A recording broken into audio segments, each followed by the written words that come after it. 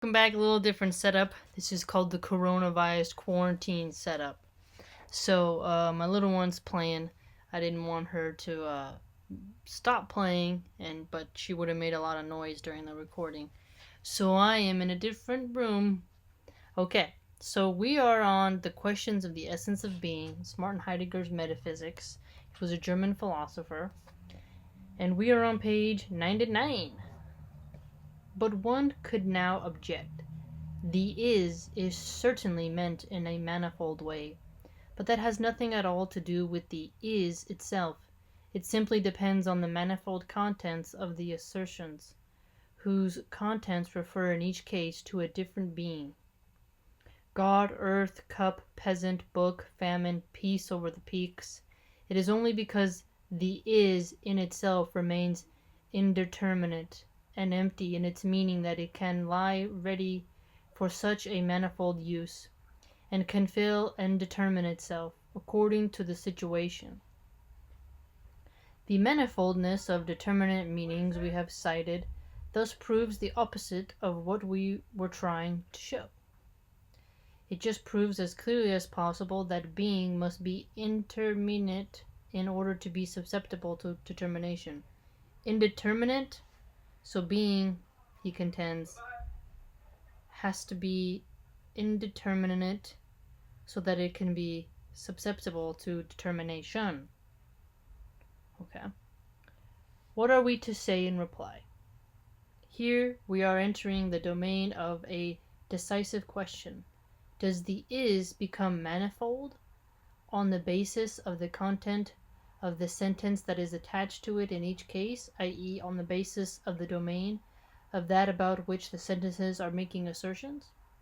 Or does the is, i.e., being, contain in itself the manifoldness whose folding makes it possible for us to make manifold beings accessible to ourselves in the first place, each as it is? Look at that.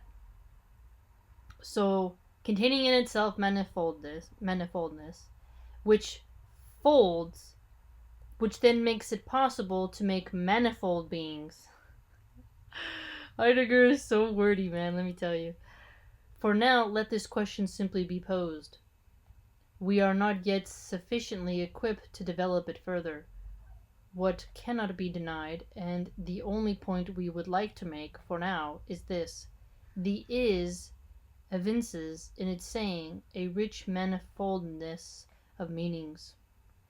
We always say the is in one of these meanings, although neither before nor after this saying do we carry out a special interpretation of the is, much less meditate on being.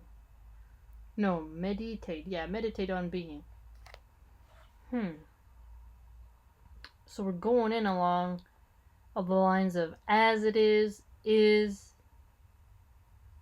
and how is related to being, and if being contains the manifoldness. Okay. The is meant now this way and now that simply wells up in our saying, and yet the manifoldness of its meaning is not arbitrary. We now want to convince ourselves of this. Let us count up one by one the various meanings that we have interpreted by paraphrase.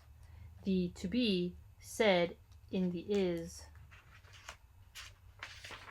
signifies actually present. Okay, so the is signifies actually present, constantly present at hand, take place, come from, consist of, stay, belong, succumb to, stand for, come about, prevail, have entered upon, come forth. It is still difficult and perhaps even impossible, because it goes against the essence of the matter, to extract a common meaning as a universal generic concept under which these modes of the is could be classified as species. However, a definite unitary trait runs through all these meanings. It points our understanding of to be towards a definite horizon by which the understanding is fulfilled. Okay. So when we use modes of is, it helps us classify, and even it can help us define it, make it unitary, and that when we do examine that, it helps us to understand that it's pointing to the to be. Okay. And then once we realize the to be, we're therefore fulfilling more of our understanding. Okay. The boundary drawn around the sense of being stays within the sphere of presentness and presence. Then it has a German word here, Gegenwärtigkeit und Anwesenheit. I don't speak German. Persistence and subsistence. Besten und bestend. Staying and coming forth. Interesting. This points in the direction of what we ran into when we first characterized the Greek experience and interpretation of being. If we follow the usual explication of the infinitive, then the expression to be gets its sense from the unity and definiteness of the horizon that guides our understanding. Okay, so the explication of the infinitive, okay, turning the expression to be into a unity sense that helps us see a definite horizon, which will then help us in our understanding. Okay. In short, we thus understand the verbal noun being on the basis of the infinitive. So being is now on the basis of infinitive according to Heidegger, which in turn remains linked to the is and to the manifoldness we have pointed out in this is. The definite and particular verb form is, the third person singular of the present indicative, has priority here. We do not understand being with regard to the thou art, you are, I am, or they would be, although these all represent verbal inflections of being that are just as good as is. We take to be as the infinitive is to be put in another way around. We involuntarily explain the infinitive to be to ourselves on the basis of the is, almost as if nothing else were possible. Accordingly, being has the meaning we have indicated, which recalls the Greek conception of the essence of being. A definiteness, then, which is not come to us from just anywhere. Being has the meaning we have indicated.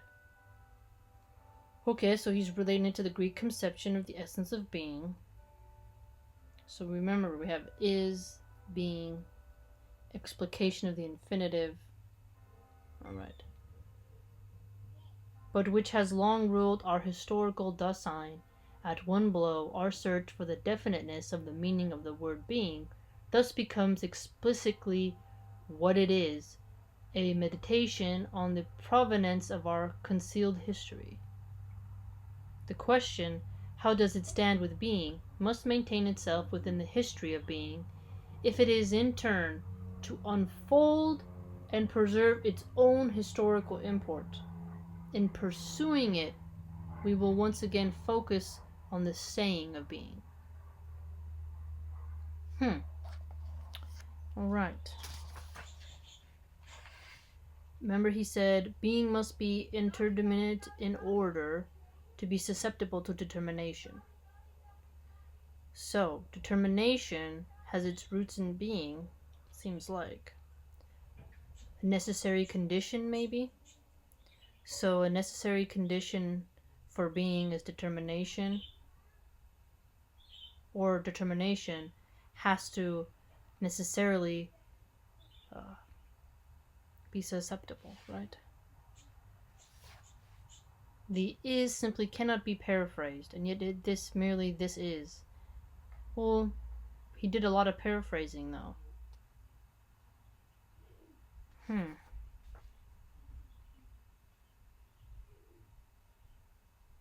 The third person singular of the present indicative. That's a mouthful. So is that, remember? Very interesting. A lot of wordiness from him, but he really apparently wants us to really understand the definitions of being and is. so that we can understand more where he's probably going to take us on his metaphysical perspective. Let me know what you think, Van.